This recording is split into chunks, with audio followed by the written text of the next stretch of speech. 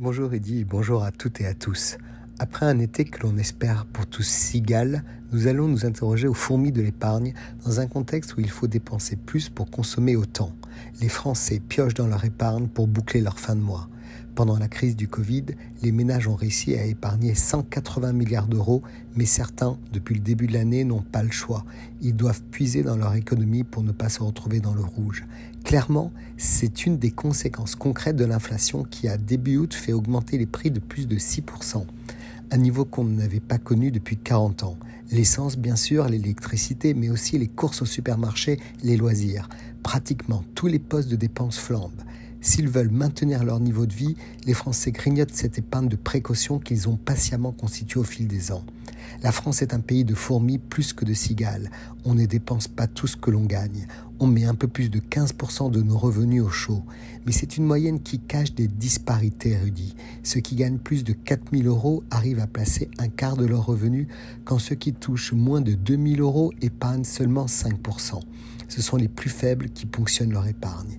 Les plus fortunés, qui craignent une crise économique longue, investissent massivement vers le livret A, dont le taux d'intérêt est passé à 2% au 1er août 2022 et où l'encours des dépôts s'élève à 362 milliards d'euros. Mais Rudy, les chiffres sont trompeurs. À mieux y regarder, le montant des sommes placées depuis le début de l'année est certes au plus haut, mais c'est grâce aux ménages aisés. Les 20% les plus riches avaient épargné 80% des 180 milliards d'euros mis à l'abri en France pendant la pandémie. Pendant ce temps, les ménages les plus fragiles, qui eux ont accès au livret d'épargne populaire, placement garanti par l'État, ont vu passer les encours d'un peu plus de 40 milliards d'euros sur les livrets d'épargne populaire à 39 milliards ces dernières années. 1 milliard d'euros environ ont été retirés. La tentation peut être grande alors de se diriger vers la valeur refuge de tous les temps, l'or. Tout autant, le cours de ce métaux précieux continue à baisser et historiquement, l'inflation et l'or qui ne produit aucun rendement ne font pas bon ménage et donc déprécient encore un peu plus leur épargne. On peut recommander de miser plutôt vers le marché des actions en intégrant un risque vers les valeurs de luxe, de technologie ou de matières premières comme le pétrole.